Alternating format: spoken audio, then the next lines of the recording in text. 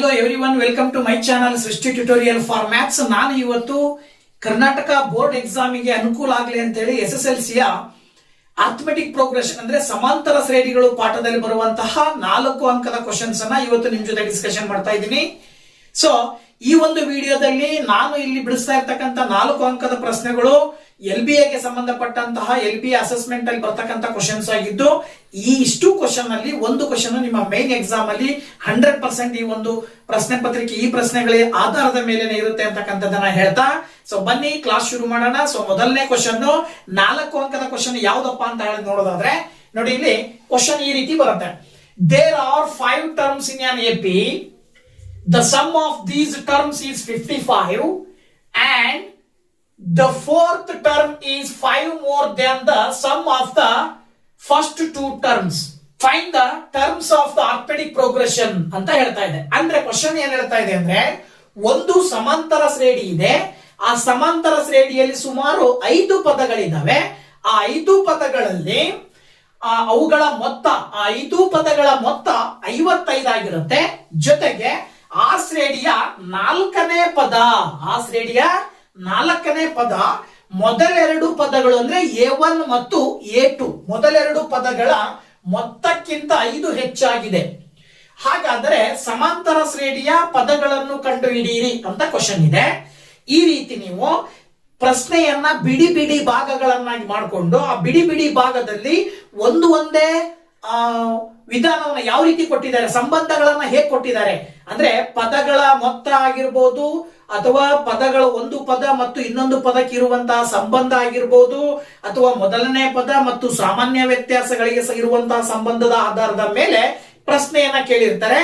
So ಆ ಪ್ರಶ್ನೆಯಲ್ಲಿ ಬರುವಂತ ಈ ಒಂದು ಸ್ಟೇಟ್ಮೆಂಟ್ ಅನ್ನು ನೀವು ಕ್ಲಿಯರ್ ಆಗಿ 2 ಸರಿ ಓದ್ಕೊಂಡಾಗ ಏನ್ ಕೇಳಿದ್ದಾರೆ, ಏನ್ ಗಿವನ್ ಕೊಟ್ಟಿದ್ದಾರೆ, ನಾವೇನ್ ಕಂಡುಹಿಡಿಬೇಕು ಅನ್ನೋದನ್ನ ಕ್ಲಿಯರ್ ಆಗಿ ಅರ್ಥ ಮಾಡ್ಕೊಳ್ತೀರಾ. ಇದಾದ ನಂತರ ನೀವು ಪ್ರಾಬ್ಲಮ್ ಅನ್ನ ಸಾಲ್ವ್ ಮಾಡ್ಬೇಕಾಗತ್ತೆ. ಇದನ್ನ ನೀವು ಖಂಡಿತವಾಗ್ಲೂ ಫಾಲೋ ಮಾಡಿ ಅಂತ ಹೇಳ್ತಾ ನೋಡಿ, ಇಲ್ಲಿ ಅವರೇ ಕೊಟ್ಟಿರುವ ಪ್ರಕಾರ ಮೊದಲ 5 ಪದಗಳ ಮೊತ್ತವು 55 ಅಂದ್ರೆ ಇರೋದೇ 5 ಪದಗಳು ಅಂತ ಕೊಟ್ಟಿದ್ದಾರೆ. 5 ಪದಗಳ ಮೊತ್ತ ಅಂತ ಹೇಳಿದ್ರೆ S5 ಅಂತ ಹೇಳಿ. ಸೊ S5 ನ ಗಿವನ್ ಕೊಟ್ಟಿದ್ದಾರೆ 55. ಸೊ S5 55 ಅಂದ್ರೆ n ಪದಗಳ ಮೊತ್ತವನ್ನು ಅವರೇ ಕೊಟ್ಟಿದ್ದಾರೆ ಅಂದಾಗ ನೀವು SN ಸೂತ್ರವನ್ನ ಬರ್ಕೊಳ್ಬೇಕು.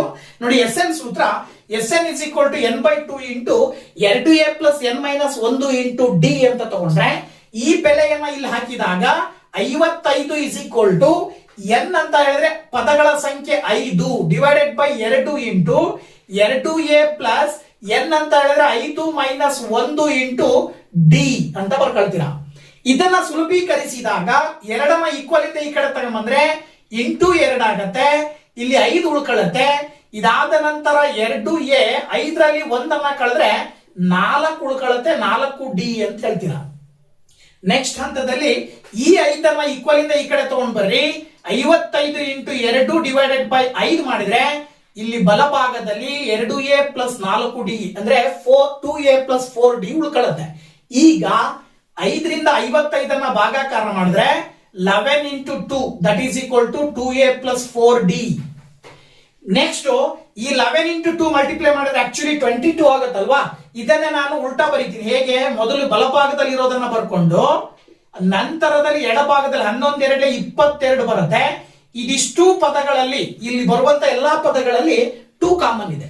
ಸೊ 2 ದಿಂದ ಡಿವೈಡ್ ಮಾಡ್ಬಿಡ್ರಿ, 2ರಿಂದ ಭಾಗಾಕಾರ ಮಾಡಿದ್ರೆ ನೀವು a plus 2d is equal to 11 ಅಂತ ಬರುತ್ತೆ. ಇದನ್ನ ಸಮೀಕರಣ 1 ಈಕ್ವೇಶನ್ ನಂಬರ್ 1 ಅಂತ ತಗೊಳ್ರಿ. ಇದಾದ ನಂತರ ಇನ್ನೊಂದು ಸಂಬಂಧ ಏನ್ ಕೊಟ್ಟಿದ್ದಾರೆ, 4ನೇ ಪದವು ಮೊದಲೆರಡು ಪದಗಳ ಮೊತ್ತಕ್ಕಿಂತ 5 ಹೆಚ್ಚಾಗಿದೆ ಅಂತ ಕೊಟ್ಟಿದ್ದಾರೆ ತಾನೆ. ಸೊ ಮೊದಲೆರಡು ಪದಗಳ ಮೊತ್ತಕ್ಕಿಂತ 5 ಹೆಚ್ಚಾಗಿದೆ ಅಂದ್ರೆ ಅದರ ಅರ್ಥ ನೋಡಿ, ಇಲ್ಲಿ A4 is equal to A1 plus A2 plus 5 ಅಂತ ತಗೊಳ್ತೀರಾ. ಇದಾಧಾರದ ಮೇಲೆ ನೀವು A4 is equal to A4 ಅಂತ ಹೇಳಿದ್ರೆ ಜನರಲ್ ಟರ್ಮ್ಸ್ ಅನ್ನ ಬರೀತಾ ಹೋದ್ರೆ ನಾವು ಸಮಾಂತರ ಶ್ರೇಣಿಯ ಸಾಮಾನ್ಯ ಪದಗಳು ಏನ್ ಬರ್ತಾವಲ್ಲ, ನಾವು ಸಾಮಾನ್ಯವಾಗಿ ಬರೀತೀವಲ್ಲ, 1ನೇ ಪದ A, 2ನೇ ಪದ A ಪ್ಲಸ್ ಡಿ, 3ನೇ ಪದ A ಪ್ಲಸ್ 2d, 4ನೇ ಪದ A ಪ್ಲಸ್ 3d ಅಂತ ಬರೀತೀವಿ. ಅದ್ರ ಪ್ರಕಾರ 4ನೇ ಪದವನ್ನ ನಾವು A ಪ್ಲಸ್ 3d ಅಂತ ಬರೀತೀವಿ. ಮೊದಲನೇ ಪದ A, 2ನೇ ಪದ A ಪ್ಲಸ್ ಡಿ, ಇದು 5. ಓಕೆನಾ.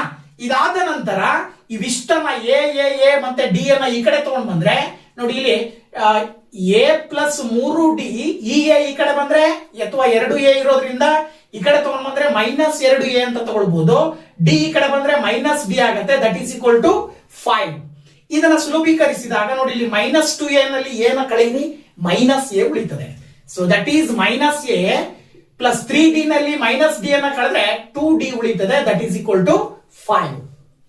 ಇಲ್ಲಿ ಹೇಗೆ ಚಿಹ್ನೆ ಮೈನಸ್ ಇರೋದ್ರಿಂದ ಏನ ಚಿಹ್ನೆಯನ್ನು ತೆಗೆದು ಹಾಕ್ಬೇಕಾಗಿರೋದ್ರಿಂದ ಇಷ್ಟು ಸಮೀಕರಣವನ್ನ ಮೈನಸ್ ಇಂದ ಮಲ್ಟಿಪ್ಲೈ ಮಾಡಿ ಅಥವಾ ಮೈನಸ್ ಇಂದ ಡಿವೈಡ್ ಮಾಡಿ. ಸೊ ಮೈನಸ್ ಇಂದ ಮಲ್ಟಿಪ್ಲೈ ಅವ್ರು ಡಿವೈಡ್ ಮಾಡಿದ್ರೆ ನಿಮಗೆ ಏನ್ ಬರುತ್ತೆ ಎ ಬರುತ್ತೆ. -A ಇದ್ದಿದ್ದು +A ಆಗುತ್ತೆ. ಹಾಗೇನೆ +2D ಇದ್ದಿದ್ದು -2D ಆಗುತ್ತೆ. +5 ಇದ್ದಿದ್ದು -5 ಆಗುತ್ತೆ. ಓಕೆನಾ? ಇದನ್ನ ನೀವು ಈಕ್ವೇಶನ್ ನಂಬರ್ 2 ಅಂತ ತಗೊಳ್ರಿ. ಈಗ 1 ಮತ್ತು 2 ನೋಡಿದಾಗ ಸಬ್ಟ್ರಾಕ್ಟ್ ಈಕ್ವೇಶನ್ ನಂಬರ್ 2 ಫ್ರಮ್ 1 ಅಂತ ತಗೊಳ್ರಿ. ಯಾಕೆ? ಇಲ್ಲೂ ಎ ಇದೆ, ಇಲ್ಲೂ ಎ ಇದೆ, ಇದಕ್ಕೂ ಚಿಹ್ನೆ ಪ್ಲಸ್ ಇದೆ, ಇದಕ್ಕೆ ಚಿಹ್ನೆ ಪ್ಲಸ್ ಇದೆ. ನೀವು pair of linear equations in 2 variables 2 ಚರಾಕ್ಷರಗಳುಳ್ಳ ರೇಖಾತ್ಮಕ ಸಮೀಕರಣಗಳಲ್ಲಿ ವರ್ಜಿಸುವ ವಿಧಾನ ಅಥವಾ ಎಲಿಮಿನೇಷನ್ ಮೆಥಡ್ ಅನ್ನ ಕಲ್ತಿದ್ದೀರಲ್ವಾ? ಆ ಎಲಿಮಿನೇಷನ್ ಮೆಥಡ್ ಅನ್ನ ಈ ಒಂದು ಸಂದರ್ಭದಲ್ಲಿ ನೀವು ಅಳವಡಿಸಬೇಕಾಗತ್ತೆ. ಸೊ ಎಲಿಮಿನೇಷನ್ ಮೆಥಡ್ ಹೇಳುತ್ತೆ ಏನು? ಮೊದಲನೇ ಪದ ಅಂದ್ರೆ ಒಂದು ವೇರಿಯೇಬಲ್ ಎ ಇದೆ ಅಂದ್ರೆ ಇಲ್ಲೂ ಎ ಇದೆ ಅಂದ್ರೆ ಸಹಗುಣಕಗಳು ಸೇಮ್ ಇದ್ದಾಗ ಚಿಹ್ನೆಗಳು ಕೂಡ ಸೇಮ್ ಇದ್ದಾಗ ಎರಡೂ ಸಮೀಕರಣಗಳನ್ನ ಒಂದರಲ್ಲಿ ಒಂದನ್ನ ಕಳಿಬೇಕು ಅನ್ನೋದನ್ನ ನಾನು ಹಿಂದಿನ ವಿಡಿಯೋದಲ್ಲಿ ತಿಳಿಸ್ಕೊಟ್ಟಿದ್ದೀನಿ. ಸೊ ಇದ್ರ ಆಧಾರದ ಮೇಲೆ ಇಲ್ಲಿ ನಾವು ಏನ್ ಮಾಡಬೇಕು? ಸಬ್ಟ್ರಾಕ್ಟ್ 2 ಫ್ರಮ್ 1 ಅಂತ ತಗೊಳ್ತೀರಾ. ಅಥವಾ ಏನ್ ಮಾಡಬಹುದು? 2 1ರಿಂದ ಕಳೆದಾಗ ಅಂತ ಬರ್ಕೊಳ್ತೀರಾ. ಓಕೆನಾ? 1ರಿಂದ ಕಳೆದಾಗ ಏನ್ ಬರುತ್ತೆ ನೋಡಿ ಇಲ್ಲಿ a plus 2D is equal to 11 ಅಂತಿದೆ. ಇಲ್ಲಿ a minus 2D is equal to -5 ಅಂತಿದೆ. ಕಳೆದಾಗ ಚಿಹ್ನೆಗಳೆಲ್ಲ ಕೂಡ ಮೈನಸ್ ಇದ್ದಿದ್ದು ಪ್ಲಸ್ ಆಗುತ್ತೆ, ಪ್ಲಸ್ ಇದ್ದಿದ್ದು ಮೈನಸ್ ಆಗುತ್ತೆ. ಸೊ +A -A ಕ್ಯಾನ್ಸಲ್ ಆಗಿ 2 + 2 ಕೂಡಿದ್ರೆ 4D ಬರುತ್ತೆ. ಇಸ್ ಈಕ್ವಲ್ ಟು 11ಕ್ಕೆ 5 ಕೂಡಿದ್ರೆ 16 ಬರುತ್ತೆ.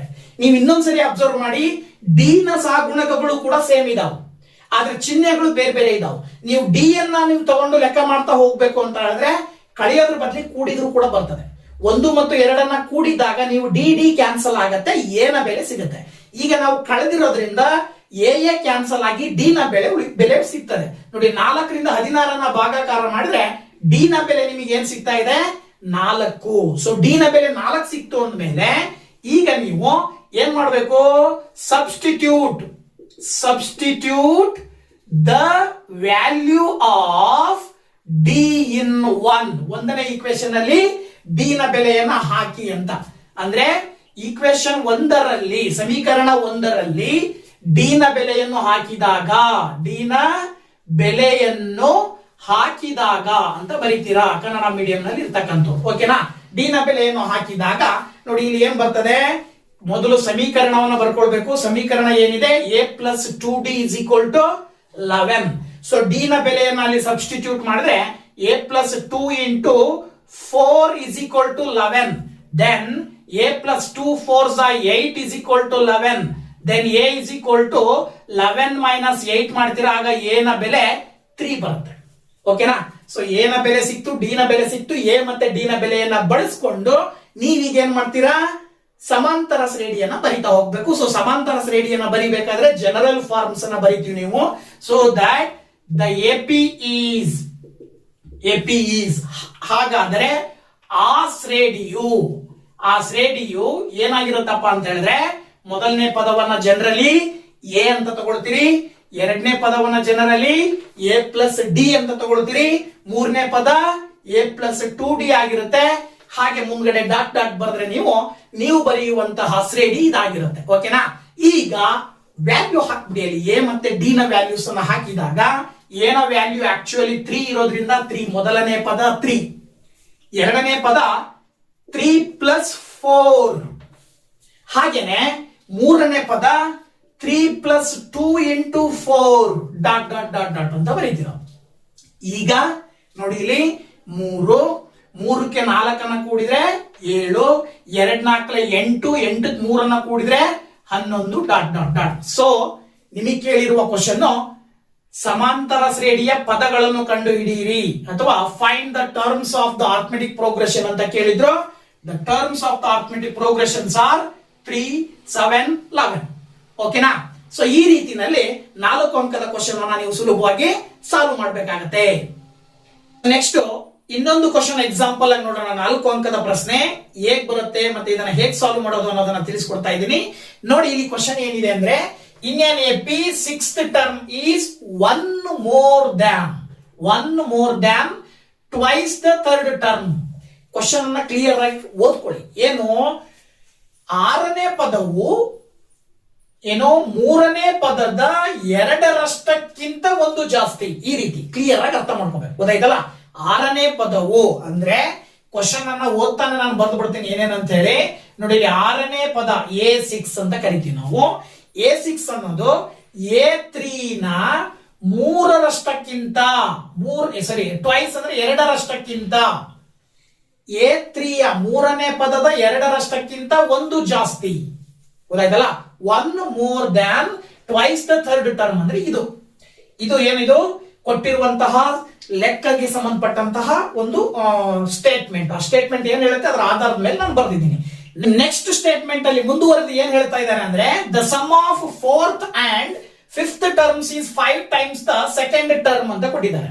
ಅಂದ್ರೆ 4 ಮತ್ತು 5ನೇ ಪದಗಳ ಮೊತ್ತವು 2ನೇ ಪದದ 5ರಷ್ಟಿರುತ್ತೆ ಅಂತ ಕೊಟ್ಟಿದ್ದಾರೆ. ಅಂದ್ರೆ ಅದರ ಅರ್ಥ ಏನಪ್ಪಾ ಅಂತ ಹೇಳಿದ್ರೆ, ನೋಡಿ ಇಲ್ಲಿ 4 ಅಂದ್ರೆ A4 ಪ್ಲಸ್ 5ನೇ ಪದ ಅಂತ ಹೇಳಿದ್ರೆ A5. ಇದು ಯಾವುದಕ್ಕೆ ಸಮ ಇರುತ್ತೆ ಅಂದ್ರೆ A2 ನ 5ರಷ್ಟಕ್ಕೆ. A2 into 5 ಟೈಮ್ಸ್ ಅಂತ ಕೊಟ್ಟಿರೋದ್ರಿಂದ A2 into 5 ಅಂತ ತಗೊಳ್ತೀರಾ. ಇದಿಷ್ಟು ಅವ್ರು ಏನ್ ಕೊಟ್ಟಿದ್ದಾರೆ ಅದರ ಸಂಬಂಧವನ್ನ ನಾವು ಈ ರೀತಿ ಬರ್ಕೊಂಡ್ರಿ ಅಂದ್ರೆ ಮುಂದುವರಿದು ನಿಮಗೆ ಸುಲಭವಾಗಿ ಆನ್ಸರ್ ನ ಹೇಳ್ಬೋದು. ಎ ಮತ್ತೆ ಡಿ ನ ಬೆಲೆಗಳನ್ನ ಕಂಡು ಹಿಡ್ಕೊಳ್ಳು. ಗೊತ್ತಾಯ್ತಲ್ವಾ? ಸೊ ನೋಡಿ, A6 ಅಂತ ಹೇಳಿದ್ರೆ A plus 5D in general ಆಗಿ ಬರಿತೀವಲ್ವಾ, ಹಾಗೇನೆ A3 ಅಂತ ಹೇಳಿದ್ರೆ A plus 2D ಅಂತ ಬರಿತೀವಿ. ಇಂಟು 2 ಮಾಡಿ ಅದಕ್ಕೆ ಪ್ಲಸ್ 1 ಅನ್ನ ಆಡ್ ಮಾಡ್ರಿ. ನೋಡಿ, ಈಗ A plus 5D is equal to A into 2 ಮಾಡಿದ್ರೆ 2A, 2 2s are 4D plus 1. ಈಗ 2A plus 4D ನ ಈ ಕಡೆ ತಗೊಂಬರ್ರಿ. A minus 2A plus 5D minus 4D that is equal to 1. Next ಇದನ್ನ ಸಿಂಪ್ಲಿಫೈ ಮಾಡಿ. A minus 2A ಮಾಡಿದ್ರೆ minus A ಉಳ್ಕೊಳ್ಳುತ್ತೆ. 5D ನಲ್ಲಿ 4D ಕಳೆದ್ರೆ ಪ್ಲಸ್ D ಉಳ್ಕೊಳ್ಳುತ್ತೆ. That is equal to 1. ಅಥವಾ ಈ A ಮೈನಸ್ A ನ ಈಕ್ವಲ್ ಇಂದ ಆ ಕಡೆ ಕಳಿಸ್ರಿ. D is equal to 1 plus A ಆಗುತ್ತೆ. D ನ ಬೆಲೆ ಏನ್ ಬರುತ್ತೆ? 1 plus A ಬರುತ್ತೆ. ಸೊ ಇದನ್ನ ಈ ಡಿ ನ ಬೆಲೆಯನ್ನ ಇಲ್ಲಿ ನಾವು ಸಬ್ಸ್ಟಿಟ್ಯೂಟ್ ಮಾಡ್ಲಿಕ್ಕೆ ಬರುತ್ತೆ. ಸೊ ಇದು ಹೀಗೆ ಇರಲಿ, ಈಕ್ವೇಶನ್ ನಂಬರ್ 1 ಅಂತ ತಗೊಳ್ರಿ ಇದನ್ನ. ಇದಾದ ನಂತರ ಈ ಸಂಬಂಧವನ್ನ ನೀವು ಸುಲಭ ರೂಪದಲ್ಲಿ ಬರಿತಾ ಹೋದಾಗ A4 ಅಂತ ಹೇಳಿದ್ರೆ A plus 3D ಬರುತ್ತೆ. A5 ಅಂತ ಹೇಳಿದ್ರೆ A plus 4D ಬರುತ್ತೆ. That is equal to A2 ಅಂತ ಹೇಳಿದ್ರೆ A plus D into 5 ಮಾಡ್ತೀರಾ. ಮುಂದಿನ ಹಂತದಲ್ಲಿ A plus A 2A, 3D plus 4D ಮಾಡಿದ್ರೆ 7D, A into 5 ಮಾಡಿದ್ರೆ 5A, D into 5 ಮಾಡಿದ್ರೆ 5D. ಈಗ ಇದನ್ನ ಈ ಕಡೆ ತಗೊಂಡ್ಬನ್ನಿ. 2A minus 5A plus 7D ಈ ಕಡೆ ಬಂದ್ರೆ minus 5D is equal to 0. ಓಕೆನಾ? 2A minus 5A ಆಕ್ಚುಯಲ್ ಆಗಿ minus 3A ಬರುತ್ತೆ. 7D ನಲ್ಲಿ 5D ಕಳೆದ್ರೆ 2D ಬರುತ್ತೆ. That is equal to 0. ಮುಂದಿನ ಹಂತದಲ್ಲಿ ನೀವು minus 3A ನ ಈಕ್ವಲ್ ಇಂದ ಆ ಕಡೆ ಕಳಿಸಿದ್ರಿ ಸಪೋಸ್ ಅಂತ ಹೇಳಿದ್ರೆ ಪ್ಲಸ್ 3A ಬರ್ತದೆ ಅಲ್ವಾ? ಇಲ್ಲಿ 0 plus 3A ಮಾಡಿದ್ರೆ 3A ಬಂತು. ಈಗ ಡಿ ನ ಬೆಲೆಯನ್ನ ಇಲ್ಲಿ ಸಬ್ಸ್ಟಿಟ್ಯೂಟ್ ಮಾಡಿ. ಡಿ ಅಂತ ಹೇಳಿದ್ರೆ ಏನಿದೆ? 1 plus A. So that 1 plus A is equal to 3A ಮಾಡಿದ್ರೆ 2 into 1 ಮಾಡಿದ್ರೆ 2 plus 2A is equal to 3A. ಅಥವಾ ನೀವು ಈ 3A ನ ಈಕ್ವಲ್ ಇಂದ ಆ ಕಡೆ ಕಳಿಸಿದ್ರಿ ಅಂದ್ರೆ 2A ನ 3A minus 2A ಬರ್ತದೆ. ಲೆಫ್ಟ್ ಸೈಡ್ ಅಲ್ಲಿ 2 ಉಳ್ಕೊಳ್ಳುತ್ತೆ. 3A minus 2A ಮಾಡಿದ್ರೆ ನಿಮಗೆ A ಉಳ್ಕೊಳ್ಳುತ್ತೆ. ದೆನ್ A ನ ವ್ಯಾಲ್ಯೂ 2 ಬಂತು. ಈ A ನ ವ್ಯಾಲ್ಯೂ ಇಲ್ಲಿ ಹಾಕಿದ್ರಿ ಅಂದ್ರೆ D is equal to 1 plus A ಅಂತ ತಗೊಳ್ರಿ. ಈಕ್ವೇಶನ್ ನಂಬರ್ 1 ಅನ್ನ A ನ ಬೆಲೆಯನ್ನ ಇಲ್ಲಿ ಹಾಕಿದಾಗ ನೀವು 1 plus 2 ಮಾಡಿದ್ರೆ D ನ ಬೆಲೆ ಏನ್ ಬಂತು? 3 ಬಂತು. ಸೊ A ನ ವ್ಯಾಲ್ಯೂ 2 ಬಂತು, D ನ ವ್ಯಾಲ್ಯೂ 3 ಬಂತು. ಇಲ್ಲಿ ನೀವು substitute the value of A in equation number 1 ಅಂತ ತಗೊಳ್ತೀರಾ. ಅಥವಾ A ನ ಬೆಲೆಯನ್ನ 1ರಲ್ಲಿ ಹಾಕಿದಾಗ D ನ ಬೆಲೆ 3 ಸಿಗುತ್ತೆ. ಇದನ್ನ ಬಳಸ್ಕೊಂಡು ನಿಮಗೆ ನೆಕ್ಸ್ಟ್ ಏನ್ ಕೇಳಿದ್ದಾರೆ? Find the 10th term of AP. ಅಂದ್ರೆ ಈ ಎಪಿಯ 10ನೇ ಪದವನ್ನ ಕಂಡುಹಿಡಿಯಿರಿ. ಸೊ 10ನೇ ಪದ ಕಂಡುಹಿಡಿಯಿರಿ ಅಂದ್ರೆ ಎನ್ ಫಾರ್ಮುಲಾವನ್ನ ಹಾಕ್ಬೇಕು. ಗೊತ್ತಾಯ್ತಲ್ವಾ? ಎನ್ನನೇ ಪದ ಕಂಡುಹಿಡಿಯುವ ಸೂತ್ರ ಎನ್ ಫಾರ್ಮುಲಾ ಬರುತ್ತೆ. That is N is equal to A plus N minus 1 into D ಅಂತ ಹಾಕ್ತೀರಾ. ಸೊ ಎನ್ ನ ಸೂತ್ರವನ್ನ ಹಾಕಿದಾಗ A10 10ನೇ ಪದ ಅಂದ್ರೆ A10 is equal to A ಅಂತ ಹೇಳಿದ್ರೆ 2, ಎನ್ ಅಂತ ಹೇಳಿದ್ರೆ 10 ಮೈನಸ್ 1 ಇಂಟು ಡಿ ಅಂತ ಹೇಳಿದ್ರೆ 3. ಈಗ ಸಿಂಪ್ಲಿಫೈ ಮಾಡಿ A10 is equal to 2 plus 10 minus 1 ಮಾಡಿದ್ರೆ 9 ಬರುತ್ತೆ, ಪಕ್ಕದಲ್ಲಿ ಇಂಟು 3. ನೆಕ್ಸ್ಟ್ ಸ್ಟೆಪ್ ನೋಡಿ, ಇಲ್ಲಿ A10 is equal to 2 plus 9 3s 27 ಬರುತ್ತೆ. ದೆನ್ 27 ಪ್ಲಸ್ 2 ಆಡ್ ಮಾಡಿದ್ರೆ ನೀವು 29 ಬರುತ್ತೆ. So this is the 10th term. Okay, so that the 10th term is 29 ಅಲ್ವಾ? 10ನೇ ಪದವು 29 ಆಗಿರುತ್ತದೆ ಅಂತ ಬರೀತೀರಾ. ಓಕೆನಾ? So this is the answer. So ಇದು 4 ಅಂಕದ ಪ್ರಶ್ನೆ ಆಗಿರುತ್ತೆ. ಓಕೆ, ನೆಕ್ಸ್ಟ್ ಇನ್ನೊಂದು ಕ್ವಶನ್ ಅನ್ನ ನೋಡೋಣ. ಇಲ್ಲಿ ನೋಡಿ, ಇಲ್ಲಿ ಕ್ವಶನ್ ಏನ್ ಹೇಳ್ತಾ ಇದೆ, in an AP 7th term is 5 times its second term and 5th term is 1 less than twice the third term. ಓಕೆನಾ? Write the AP and also find the 15th term of this AP using formula.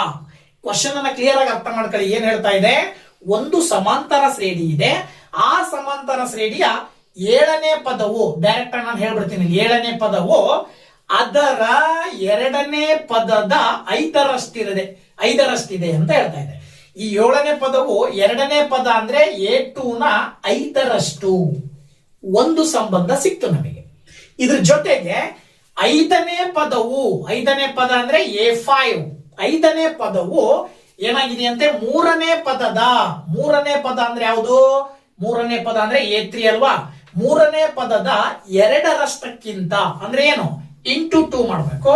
1 ಕಡಿಮೆ ಇದೆ ಅಂದ್ರೆ -1 ಮಾಡಬೇಕು. ಓಕೆನಾ? ಇದು 2ನೇ ಸಂಬಂಧ. ಈಗ ಇವುಗಳನ್ನ ನೀವು ಸುಲಭೀಕರಿಸಿ ಬರಿದಾಗ ನೋಡಿ, A7 ಅಂತ ಹೇಳಿದ್ರೆ ಜನರಲ್ ಟರ್ಮ್ ಅನ್ನ ಬರಿತಾ ಹೋದ್ರೆ A plus 6D is equal to A2 ಅಂತ ಹೇಳಿದ್ರೆ A ಪ್ಲಸ್ D ಇಂಟು 5. ಸುಲಭ ರೂಪದಲ್ಲಿ ಬಂದ್ರೆ A plus 6D is equal to 5 into A ಮಾಡಿದ್ರೆ 5A ಬರುತ್ತೆ, 5 ಇಂಟು D ಮಾಡಿದ್ರೆ 5D ಬರುತ್ತೆ. ಇವೆರಡನ್ನ ಎಡಭಾಗಕ್ಕೆ ತಗೊಂಡ್ ಬರ್ರಿ. A ಮೈನಸ್ 5A ಪ್ಲಸ್ ಇಲ್ಲಿ 6D, ಈ ಕಡೆ ಬಂದ್ರೆ 5D ಮೈನಸ್ 5D ಆಗುತ್ತೆ. That is equal to 0. ಏನು ಉಳಿದಿಲ್ಲ ಅಲ್ಲಿ ಬಲಭಾಗದಲ್ಲಿ. ಈಗ A ಮೈನಸ್ 5A ಮಾಡಿದ್ರೆ ನಿಮಗೆ minus 4A plus 6D minus 5D ಮಾಡಿದ್ರೆ ಬರೀ D ಉಳ್ಕೊಳ್ಳುತ್ತೆ. That is equal to 0. ಈಗ ನೀವು 4A ನ ಈಕ್ವಲ್ ಇಂದ ಆ ಕಡೆ ಕಳಿಸ್ರಿ, 0 ಪ್ಲಸ್ 4A ಆಗುತ್ತೆ. ಅಲ್ಲಿಗೆ D ನ ವ್ಯಾಲ್ಯೂ 4A ಅಂತ ಹೇಳಿ ತಗೊಳ್ರಿ. ಈಗ ಈ ವ್ಯಾಲ್ಯೂ ಅನ್ನ ಇಲ್ಲಿ D ನ ಬೆಲೆ ಏನ್ ಬರ್ತದೆ ಅದಕ್ಕೆ ಸಬ್ಸ್ಟಿಟ್ಯೂಟ್ ಮಾಡೋಣ. ನೋಡಿ, ಈಗ ಈ ಪದವನ್ನ, ಈ ಸಂಬಂಧವನ್ನ ಸುಲಭೀಕರಿಸಿ ಬರೆದಾಗ ನೋಡಿ, ಇಲ್ಲಿ A ಪ್ಲಸ್ 5D ಅಂದ್ರೆ ಏನು, 4D. That is equal to next A3 ಅಂತ ಹೇಳಿದ್ರೆ A plus 2D into 2 minus 1. Next step A plus 4D ಹಾಗೆ ಬರೀತೀರಾ. 2 ಇಂಟು A 2A ಆಗತ್ತೆ, 2 ಇಂಟು 2 4D ಆಗತ್ತೆ ಅಲ್ವಾ? 2A ಪ್ಲಸ್ 4D ಮೈನಸ್ 1 ಅಂತ ಬರೀತೀರಾ. ನೋಡಿ, ಇಲ್ಲಿ ಡೈರೆಕ್ಟ್ ಆಗಿ ನೀವು ಏನ್ ಮಾಡ್ಬಿಡ್ಬೋದು ಅಂದ್ರೆ ಪ್ಲಸ್ 4D ಎರಡು ಕಡೆ ಎಡಭಾಗ ಬಲಭಾಗದಲ್ಲಿ ಕ್ಯಾನ್ಸಲ್ ಆಗತ್ತೆ. ಈಗ ಇಲ್ಲಿ A ಉಳ್ಕೊಳ್ಳುತ್ತೆ. ಈ ಮೈನಸ್ 2A ನ ಈ ಕಡೆ ತಗೊಂಡ್ಬಂದ್ರೆ ಪ್ಲಸ್ 2A ಈ ಕಡೆ ಬಂದ್ರೆ ಮೈನಸ್ 2A ಆಗತ್ತೆ. ಇಲ್ಲಿ ಮೈನಸ್ 1 ಉಳ್ಕೊಳ್ಳುತ್ತೆ. ದೆನ್ A ಮೈನಸ್ 2A ಮಾಡಿದ್ರೆ ನಿಮಗೆ ಬರೀ ಮೈನಸ್ A ಉಳ್ಕೊಳ್ಳುತ್ತೆ. ಈ ಕಡೆ minus 1, A minus minus cancel ಆದ್ರೆ ಡೈರೆಕ್ಟ್ ಆಗಿ ನಿಮಗೆ A ನ ವ್ಯಾಲ್ಯೂ ಸಿಕ್ತು. A ನ ವ್ಯಾಲ್ಯೂ ಏನ್ ಬರ್ತಾ ಇದೆ, 1. ಈ ವ್ಯಾಲ್ಯೂ ಅನ್ನ ಇಲ್ಲಿ ಇದನ್ನ ಈಕ್ವೇಶನ್ ನಂಬರ್ 1 ಅಂತ ತಗೊಂಡ್ರೆ very simple. Substitute the value of A in 1 ಅಂತ ತಗೊಳ್ರಿ. ಅಂದ್ರೆ ಏನು, A ನ ಬೆಲೆಯನ್ನು 1ರಲ್ಲಿ ಹಾಕಿದಾಗ ಓಕೆನಾ ಏನ್ ಬರ್ತದೆ ಆನ್ಸರ್ ನೋಡ್ತಾ ಹೋಗೋಣ. ಈಗ ಇಲ್ಲಿ ನೋಡಿ, ಇಲ್ಲಿ D is equal to 4A ಅಂತಿದೆ. Then D is equal to 4 into A ಅಂತ ಹೇಳಿದ್ರೆ 1. So that D is equal to 4. D ನ ವ್ಯಾಲ್ಯೂ ಏನ್ ಬರ್ತಾ ಇದೆ, 4 ಬರ್ತಾ ಇದೆ. ಸೊ ಎ ನ ವ್ಯಾಲ್ಯೂ 1 ಬಂತು, ಡಿ ನ ವ್ಯಾಲ್ಯೂ 4 ಬಂತು. ನಿಮಗೇನ್ ಕೇಳಿದಾರೆ ಅವರು? 2 ಕ್ವಶನ್ ಕೇಳಿದಾರೆ. ಏನೇನ್ ಕೇಳಿದಾರಪ್ಪ? ಆ ಶ್ರೇಣಿಯನ್ನ ಕಂಡುಹಿಡಿಯಿರಿ ಮತ್ತು ಶ್ರೇಣಿಯ 15ನೇ ಪದವನ್ನು ಕಂಡುಹಿಡಿಯಿರಿ. ಸೊ ದಟ್ ಮೊದಲನೇದಾಗಿ ದ ಎಪಿ ಈಸ್ ಆ ಶ್ರೇಣಿಯು ಅಂತ ಬರೀತೀರ ಅಲ್ವಾ? ಆ ಶ್ರೇಣಿಯು, ಆ ಶ್ರೇಣಿ ಯಾವುದು ಅಂತ ಹೇಳಿದ್ರೆ A plus D, A plus 2d dot dot dot ಅಂತ ಬರೀತಿರ್ತಾನೆ. ಈಗ ವ್ಯಾಲ್ಯೂ ಹಾಕ್ರಿ. ಅಲ್ಲಿ ಎ ಅಂತ ಹೇಳಿದ್ರೆ ಏನು? 1, ಡಿ ಅಂತ ಹೇಳಿದ್ರೆ 1 ಪ್ಲಸ್ 4, ಹಾಗೇನೆ 1 plus 2 into 4 dot dot dot. ಮುಂದಿನ ಹಂತದಲ್ಲಿ 1 ಪ್ಲಸ್ 4 ಮಾಡಿದ್ರೆ 5, 2 4s 8 ಪ್ಲಸ್ 1 ಮಾಡಿದ್ರೆ 9 dot dot dot. ಸಿಕ್ತಲ್ವಾ AP?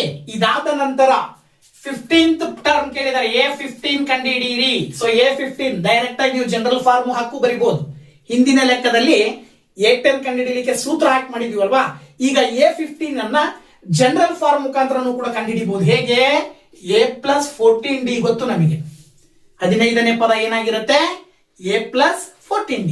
So A plus 14d ಹಾಕಿದ್ರೆ ನೀವು A ಅಂದ್ರೆ 1, 14 ಇಂಟು ಡಿ ಅಂತ ಹೇಳಿದ್ರೆ 4. ದೆನ್ ಏನ್ ಬರುತ್ತೆ? 1 ಪ್ಲಸ್ 14 4s 14 ಇಂಟು 4 ಮಲ್ಟಿಪ್ಲೈ ಮಾಡ್ರಿ, ಏನ್ ಬರುತ್ತೆ ಆನ್ಸರ್? 14 4s 56 ಅಲ್ವಾ? 56. ಸೊ ದಟ್ 56ಕ್ಕೆ 1 ಸೇರಿಸಿದ್ರೆ ನೀವು 57. So 15th term is 57. 15ನೇ ಪದವು ಏನಾಗಿರುತ್ತೆ? 57 ಆಗಿರುತ್ತದೆ ಅಂತ ಬರೀತೀರಾ. ಓಕೆನಾ? So this is the answer, right? ಇನ್ನೊಂದು ಕ್ವಶನ್ ಯಾವ ರೀತಿ ಬರುತ್ತೆ? 4 ಅಂಕದ್ದು ಮತ್ತೊಂದು ಕ್ವಶನ್ ಅನ್ನ ನೋಡೋದಾದ್ರೆ ನೋಡಿ, ಇಲ್ಲಿ ಕ್ವಶನ್ ಹೇಳ್ತಾ ಇದೆ, A straight wooden stick of length 25 centimetre is cut into 5 parts whose lengths are in AP. The sum of squares of each part is 135. Find the length of the each part ಅಂತ ಕೇಳಿದ್ದಾರೆ. ಅಂದ್ರೆ ಒಂದು 25 centimetre ಉದ್ದದ ನೇರವಾದ ಕಡ್ಡಿಯನ್ನ 5 ಭಾಗಗಳಾಗಿ ಕತ್ತರಿಸಲಾಗಿದ್ದು ಅವುಗಳ ಉದ್ದಗಳು ಸಮಾಂತರ ಶ್ರೇಣಿಯಲ್ಲಿವೆ. ಪ್ರತಿಯೊಂದು ಭಾಗದ ವರ್ಗಗಳ ಮೊತ್ತವು 135 ಆದರೆ ಪ್ರತಿಯೊಂದು ಭಾಗದ ಉದ್ದವನ್ನು ಕಂಡುಹಿಡಿಯಿರಿ ಅನ್ನೋದು ಕ್ವಶನ್. ಸೊ ಈ ಒಂದು ಕ್ವಶನ್ ಅನ್ನ ನಾವು ಸಾಲ್ವ್ ಮಾಡಬೇಕು ಅಂತ ಹೇಳಿದ್ರೆ ಅವ್ರು ಹೇಳ್ತಾರೆ 25 ಸೆಂಟಿಮೀಟರ್ ಉದ್ದದ ಒಂದು ಕಡ್ಡಿ ಇದೆ, ಆ ಕಡ್ಡಿಯನ್ನ 5 ಭಾಗ ಮಾಡಿದೀವಿ, ಆ 5 ಭಾಗಗಳನ್ನ ಕೂಡಿದ 25 ಸೆಂಟಿಮೀಟರ್ ಬರುತ್ತೆ ಅಂತ. ಆಮೇಲೆ 5 ಭಾಗಗಳು ಆರ್ಥಮೆಟಿಕ್ ಪ್ರೋಗ್ರೆಷನ್ ಅಲ್ಲಿ ಇದಾವೆ. ಸೊ ಈಗ ನಾವು ಇದನ್ನ ಸಾಲ್ವ್ ಮಾಡಿ ಆ ಒಂದು ಏನು ಕಂಡುಹಿಡಿಬೇಕು ಅಂತ ಹೇಳಿದ್ರೆ ಪ್ರತಿಯೊಂದು ಭಾಗದ ಉದ್ದ ಎಷ್ಟೆಷ್ಟು ಅಂತ ಕಂಡುಹಿಡಿಬೇಕು ಅಂತ ಹೇಳಿದ್ರೆ ಅದರ ಅರ್ಥ ಇಲ್ಲಿ ನಾವು ಆರ್ಥಮೆಟಿಕ್ ಪ್ರೋಗ್ರೆಷನ್ ಅನ್ನ ಕಂಡುಹಿಡಿಬೇಕು. ಮೊದಲ 5 ಪದಗಳ ಆರ್ಥಮೆಟಿಕ್ ಪ್ರೋಗ್ರೆಷನ್ ಅನ್ನ ಕಂಡುಹಿಡಿಬೇಕು. ಸೊ ಆರ್ಥಮೆಟಿಕ್ ಪ್ರೋಗ್ರೆಷನ್ ಕಂಡುಹಿಡಿಬೇಕು ಅಂದ್ರೆ ಎ ಮತ್ತೆ ಡಿ ಗೊತ್ತಾಗ್ಬೇಕು ನಮಗೆ. ಸೊ ಎ ಮತ್ತೆ ಡಿ ಅನ್ನ ಕಂಡುಹಿಡಿಯಬೇಕಾಗಿರೋದ್ರಿಂದ 5 ಪದಗಳು ಅಂತ ನೀವು ಕನ್ಸಿಡರ್ ಮಾಡಿದ್ರೆ ಆ 5 ಪದಗಳನ್ನ ನಾವಿಲ್ಲಿ ಆಯ್ಕೆ ಮಾಡ್ಕೊಳ್ಬೇಕು. ಏನಂತ ಹೇಳಿದ್ರೆ ದ 5 ಪಾರ್ಟ್ಸ್ ಆರ್, ಆ ಕಡ್ಡಿಯ 5 ಭಾಗಗಳು ಆರ್ಥಮೆಟಿಕ್ ಪ್ರೋಗ್ರೆಷನ್ ಅಲ್ಲಿ ಇದಾವೆ ಅಂತ ಹೇಳಿದ್ರೆ ಕಡ್ಡಿಯ 5 ಭಾಗಗಳನ್ನ ಪ್ರತಿಯೊಂದು ಭಾಗವನ್ನ ಕಡ್ಡಿಯ 5 ಭಾಗಗಳನ್ನ ನಾವೇನಂತ ತಗೊಳ್ಳೋಣ ಅಂತ ಹೇಳಿದ್ರೆ, ಒಂದು A-2d ತಗೊಳ್ಳೋಣ, ಎರಡನೇದನ್ನ A+d ತಗೊಳ್ಳೋಣ, A-d ತಗೊಳ್ಳೋಣ, ಹಾಗೇನೆ ಮೂರನೇದನ್ನ A ಅಂತ ತಗೊಳ್ಳೋಣ, 4ನೇ ಭಾಗವನ್ನ A+d ತಗೊಳ್ಳೋಣ, 5ನೇ ಭಾಗವನ್ನ A+2d ತಗೊಳ್ಳೋಣ. ಇದನ್ನ ತಗೊಳ್ಳುವ ಉದ್ದೇಶ ಒಂದೇ, ಏನಪ್ಪಾ ಅಂತ ಹೇಳಿದ್ರೆ ನಮಗೆ dt ಕ್ಯಾನ್ಸಲ್ ಆಗತ್ತೆ ಅಂತ ಹೇಳಿ. ಆಮೇಲೆ ಏನ್ ಕೊಟ್ಟಿದ್ದಾರೆ ಅವರು? ಆ 5 ಭಾಗಗಳ ಮೊತ್ತ ಎಷ್ಟು ಬರುತ್ತಂತೆ? 25 ಬರುತ್ತೆ ಅಂತ ಅರ್ಥ. ಅಲ್ಲಿಗೆ ಅದರ ಅರ್ಥ ನಾವೇನ್ ಹೇಳ್ಬೋದು ಇಲ್ಲಿ ಅಂದ್ರೆ A-2d plus A-d plus A+d plus A+2d is equal to 25 ಅಂತ ತಗೊಳ್ರಿ. ಈಗ ನೋಡಿ ಇಲ್ಲಿ -2d ಪ್ಲಸ್ 2d ಕ್ಯಾನ್ಸಲ್ ಆಗತ್ತೆ, as it is -d plus d cancel ಆಗತ್ತೆ. ಈಗ ನೀವು ಎ ಕೂಡಿದ್ರೆ 1 2 3 4 5 5a ಬರುತ್ತೆ. ದಟ್ ಈಸ್ ಈಕ್ವಲ್ ಟು ಎಷ್ಟು ಕೊಟ್ಟು ಬಂದಿದೆ ಇಲ್ಲಿ? 25 ಬಂದಿದೆ. ಈಗ 5ರಿಂದ 25 ಅನ್ನ ಭಾಗಾಕಾರ ಮಾಡಿದ್ರೆ a ನ ಬೆಲೆ ಸಿಕ್ಬಿಡುತ್ತೆ ನಿಮಗೆ 5. ಅಂದ್ರೆ ಮೊದಲನೇ ಭಾಗ 5 ಇರುತ್ತೆ. ಇನ್ನು ಎರಡನೇ ಭಾಗ ಎಷ್ಟಿರುತ್ತೆ, ಮೂರನೇ ಭಾಗ ಎಷ್ಟಿರುತ್ತೆ ಅನ್ನೋದು ಕಂಡುಹಿಡಿಬೇಕು ಅಂದ್ರೆ ಸಾಮಾನ್ಯ ವ್ಯತ್ಯಾಸ ಗೊತ್ತಾಗಬೇಕು. ಡಿಫರೆನ್ಸ್ ಅನ್ನ ಕಂಡುಹಿಡ್ಕೊಳ್ಬೇಕು. ಸೊ ಡಿಫರೆನ್ಸ್ ಅನ್ನ ಕಂಡುಹಿಡ್ಕೊಳ್ಳಿ ಅಂತ ಹೇಳಿ ನಿಮಗೆ ಇನ್ನೊಂದು ಸಂಬಂಧವನ್ನ ಕೊಟ್ಟಿದ್ದಾರೆ. ಏನ್ ಕೊಟ್ಟಿದ್ದಾರೆ? The sum of squares of each part ಅಂತ ಕೊಟ್ಟಿದ್ದಾರಲ್ವಾ. So sum of squares of each part ಅಂತ ಹೇಳಿದ್ರೆ ಏನು? ನಾವಿಲ್ಲಿ ತಗೊಂಡಿರುವ ಪ್ರತಿ ಭಾಗಗಳನ್ನ ಸ್ಕ್ವೇರ್ ಮಾಡಿ ಬರ್ಕೊಳ್ಬೇಕು. A minus 2d whole square, ಹಾಗೇನೆ plus a minus d whole square plus a square plus a plus d whole square plus ಇನ್ನೊಂದು ಯಾವುದು A plus 2d whole square. ಇವೆಲ್ಲವುಗಳ ಮೊತ್ತ, ಈ ವರ್ಗಗಳ ಮೊತ್ತ ಎಷ್ಟಿರುತ್ತಂತೆ? 135 ಅಂತ ಅವರೇ ಕೊಟ್ಟಿದ್ದಾರೆ. ಓಕೆನಾ? ಸೊ ಈಗ ಇದನ್ನ ಸಿಂಪ್ಲಿಫೈ ಮಾಡಿ ನೀವು ಪ್ರತಿಯೊಂದು ಸೂತ್ರದ ಆಧಾರದ ಮೇಲೆ a minus b whole square ಇನ್ನೊಂದು a plus b whole square formula ಇದನ್ನ ಈ ಪದಗಳನ್ನ ಬರಿತಾ ಹೋದಾಗ a minus b whole square formula ಬರೆದ್ರೆ a square plus b square minus 2ab ಅದರ ಆಧಾರದ ಮೇಲೆ ಇದೇನಾಗತ್ತೆ? A square plus 4d square minus 4ad ಆಗತ್ತೆ. ಇದು ಮೊದಲನೇದು. ಹಾಗಿದ್ರೆ ಇದೇನಾಗತ್ತೆ? A square plus d square minus 2ad ಆಗುತ್ತೆ. ಹಾಗೇನೆ ನೆಕ್ಸ್ಟ್ ಇದು a square as it is ಇರುತ್ತೆ. ಹಾಗೇನೆ A plus d whole square ಇದೇನಾಗುತ್ತೆ? ಮತ್ತೆ a square plus d square plus 2ad. ಯಾಕೆ ಅಂತ ಹೇಳಿದ್ರೆ ಪ್ಲಸ್ ಇರೋದ್ರಿಂದ. ಇನ್ನೊಂದು ಪದ ಏನೋ a square plus 2d square 2d whole square ಇದೆ ಅಂದ್ರೆ 4d ಸ್ಕ್ವೇರ್ ಪ್ಲಸ್ 4ad. ಓಕೆನಾ? ದಟ್ ಈಸ್ ಈಕ್ವಲ್ ಟು 135 ಅಂತ ಬರೀತೀರಾ. ಈಗ very simple, plus minus 4ad plus 4ad ಕ್ಯಾನ್ಸಲ್ ಆಗುತ್ತೆ, ಮೈನಸ್ 2ad ಪ್ಲಸ್ 2ad ಕ್ಯಾನ್ಸಲ್ ಆಗುತ್ತೆ. ಓಕೆನಾ? ಇನ್ನೇನು ಉಳಿತು ಇಲ್ಲಿ? ಎ ಸ್ಕ್ವೇರ್ ಒಂದಿದೆ, ಇಲ್ಲೊಂದು ಎ ಸ್ಕ್ವೇರ್ 2, ಇದೊಂದು 3, 4, 5, ಟೋಟಲ್ 5a ಸ್ಕ್ವೇರ್ ಆಯ್ತು. ಇನ್ನ ಡಿ ಸ್ಕ್ವೇರ್ ನೋಡ್ತಾ ಬಂದ್ರೆ ಇಲ್ಲಿ 4 ಇದೆ, ನೆಕ್ಸ್ಟ್ ಬಂದ್ಬಿಟ್ರೆ ಇಲ್ಲೊಂದು 5, ನೆಕ್ಸ್ಟ್ ಇಲ್ಲೊಂದು 6, ಅದಾದ ನಂತರ ಇಲ್ಲಿ 4 ಇದೆ, ಅಲ್ಲಿಗೆ ಟೋಟಲ್ 10d ಸ್ಕ್ವೇರ್ ಆಗುತ್ತೆ. ಇನ್ನು ಉಳಿದಿರೋದು ಇಸ್ ಈಕ್ವಲ್ ಟು ಇಲ್ಲಿ ಏನಿದೆ 135 ಇದೆ. ಏನಿದೆ? 135. ಈಗ ಇದಿಷ್ಟನ್ನ 5ರಿಂದ ಭಾಗಾಕಾರ ಮಾಡಿದ್ರೆ a square plus 2d square is equal to 5ರಿಂದ ಭಾಗಾಕಾರ ಮಾಡಿದ್ರೆ 27 ಬರುತ್ತೆ. ಓಕೆನಾ? ಏನ ವ್ಯಾಲ್ಯೂ ಅನ್ನ ಇಲ್ಲಿ ಸಬ್ಸ್ಟಿಟ್ಯೂಟ್ ಮಾಡಿ. ಏನ ವ್ಯಾಲ್ಯೂ ಸಬ್ಸ್ಟಿಟ್ಯೂಟ್ ಮಾಡಿದ್ರೆ 5 square plus 2d square is equal to 27 ಅಲ್ವಾ? 5 ಸ್ಕ್ವೇರ್ ಮಾಡಿದ್ರೆ 25 ಬರುತ್ತೆ ಅಂತ ಈಕ್ವಲ್ ಇಂದ ಆ ಕಡೆ ಕಳಿಸಿ. 2d square is equal to 27 minus 25 ಆಗುತ್ತೆ. ಪ್ಲಸ್ ಇದು ಆ ಕಡೆ ಹೋದ್ರೆ ಏನಾಯ್ತು? Minus. Next 2d square is equal to 27 minus 5 ಮಾಡಿದ್ರೆ 2, 25 ಮಾಡಿದ್ರೆ 2 ಬರುತ್ತೆ. 2 ಕ್ಯಾನ್ಸಲ್ ಆಯ್ತು. ಹಾಗಿದ್ರೆ D square is equal to ಏನು ಉಳಿತಿಲ್ಲ? 1. ಅಲ್ಲಿಗೆ ಡಿ ಗೆ ನೀವು ಸ್ಕ್ವೇರ್ ಕ್ಯಾನ್ಸಲ್ ಮಾಡಿದ್ರೆ 1ಕ್ಕೆ ರೂಟ್ ಬರುತ್ತೆ. ಸೊ ಒಂದು ಸ್ಕ್ವೇರ್ ರೂಟಿನ ಬೆಲೆ ಏನು?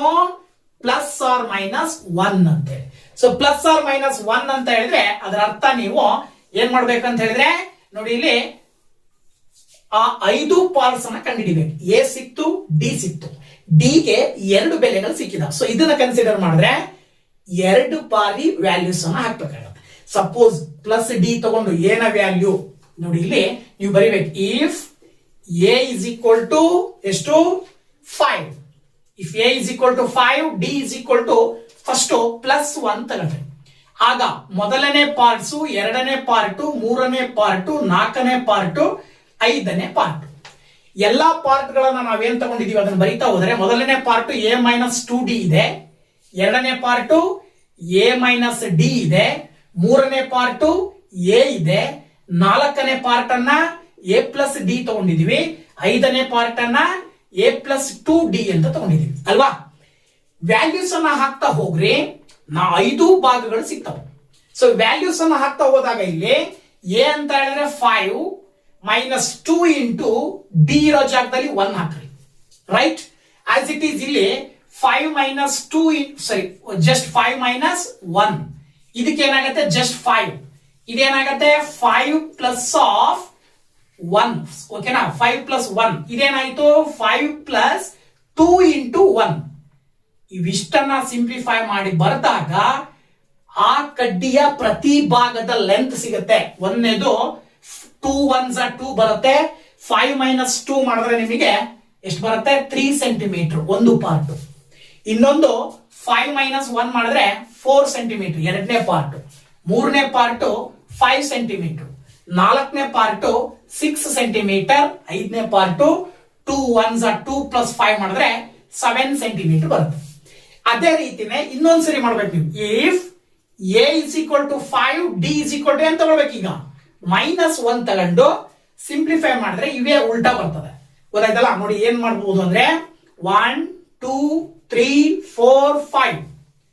ಸೊ ಮೊದಲನೇ ಪಾರ್ಟ್ ಅನ್ನ ನಾವು a - 2d ತಗೊಂಡಿದೀವಿ ಅಲ್ವಾ, ಹಾಗೇನೆ ಎರಡನೇ ಪಾರ್ಟ್ a - d ತಗೊಂಡಿದೀವಿ, ಮೂರನೇ ಪಾರ್ಟ್ ಬಂದ್ಬಿಟ್ಟು a, ನಾಲ್ಕನೇ ಪಾರ್ಟ್ a + d, ಐದನೇ part a + 2d. So a - 2d ಮಾಡಿದ್ರೆ 5 - 2 × -1 ಮಾಡ್ತೀರಾ. ಏನಾಯ್ತು ನೋಡಿ ಇಲ್ಲಿ 5 minus into minus plus 2 1s 2 ಬರುತ್ತೆ, ದಟ್ ಈಸ್ ಈಕ್ವಲ್ ಟು 7. ಐದನೇ ಪಾರ್ಟ್ ಅಲ್ಲಿ ಬಂದ್ರೆ ಇಲ್ಲಿ ಮೊದಲನೇ ಪಾರ್ಟೇ 7 ಸೆಂಟಿಮೀಟರ್ ಬರುತ್ತೆ. ಇದರ ಆಧಾರದ ಮೇಲೆ 5 -1 ಮಾಡಿದ್ರೆ 5 + 1 ಬರುತ್ತೆ, ದಟ್ ಈಸ್ 6 ಸೆಂಟಿಮೀಟರ್. ಹಾಗೆ ಎ ಅಂತ ಹೇಳಿದ್ರೆ same 5, that is equal to 5 centimetre. ಹಾಗೇನೆ a + d ಅಂತ ಹೇಳಿದ್ರೆ 5 + -1 ಮಾಡ್ತೀರಾ, 5 - 1 ಆಗುತ್ತೆ, that is equal to 4 centimetre. ಇನ್ನು ಕೊನೆಯದಾಗಿ 5 + 2 × -1 ಮಾಡಿದ್ರೆ 5 - 2 ಮಾಡ್ತೀರಾ, that is equal to 3 centimetre ಬಂತು. ಓಕೆನಾ?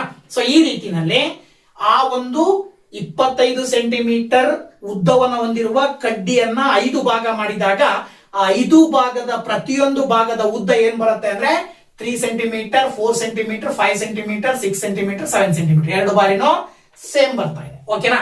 ಸೊ ದಟ್ ಏನಂತ ಬರೀಬೇಕು ನೀವು ಇದಕ್ಕೆ ಆನ್ಸರ್, ಪ್ರತಿಯೊಂದು ಭಾಗದ ಉದ್ದವು ಅಂತ ಬರೆದು 3 4 5 6 7 ಸೆಂಟಿಮೀಟರ್ಸ್ ಅಂತ ಬರೀಬೇಕು. ಅರ್ಥ ಆಯ್ತಾ? So each part of the stick, wooden stick is ಅಂತ ಬರೆದು 3 centimetre, 4 centimetre, 5 centimetre, 6 centimetre and 7 centimetre ಅಂತ ಹೇಳಿ ಬರಿಬೇಕಾಗತ್ತೆ. ಓಕೆನಾ? ಸೊ ಈ ಒಂದು ವಿಡಿಯೋದಲ್ಲಿ 4 ಅಂಕದ ಕೆಲವು ಕ್ವಶನ್ಸ್ ಇಂಪಾರ್ಟೆಂಟ್ ಆಗಿ ಅರ್ಥಮೆಟಿಕ್ ಪ್ರೋಗ್ರೆಷನ್ ಅಲ್ಲಿ ಒಂದು ಕ್ವಶನ್ 100% ಇರುತ್ತೆ, ಎರಡು ಆಪ್ಷನ್ ಕೊಟ್ಟಿರ್ತಾರೆ, ಎರಡರಲ್ಲಿ ಒಂದನ್ನ ಚೂಸ್ ಮಾಡಿ ಬರಿಬೇಕಾಗತ್ತೆ. ಸೊ ಅಂತಹ ಒಂದು ಕ್ವಶನ್ ಅನ್ನ ಈ ಒಂದು ವಿಡಿಯೋದಲ್ಲಿ ನಿಮಗೆ ತಿಳಿಸ್ಕೊಟ್ಟಿದ್ದೀನಿ. ಸೊ ವಿಡಿಯೋ ಇಷ್ಟ ಆದ್ರೆ ಲೈಕ್ ಮಾಡಿ, ಶೇರ್ ಮಾಡಿ, ಹಾಗೆ ಕಮೆಂಟ್ ಮಾಡಿ ಅಂತ ಹೇಳ್ತಾ ನೆಕ್ಸ್ಟ್ ಬೇರೆ ಕಂಟೆಂಟ್ ಒಂದಿಗೆ ಮತ್ತೊಂದು ವಿಡಿಯೋದಲ್ಲಿ ಬರ್ತೀನಿ. ಅಲ್ಲಿ ತನಕ ವೇಟ್ ಮಾಡ್ತಾ ಇರಿ ಅಂತ ಹೇಳ್ತಾ thank you very much. Bye bye.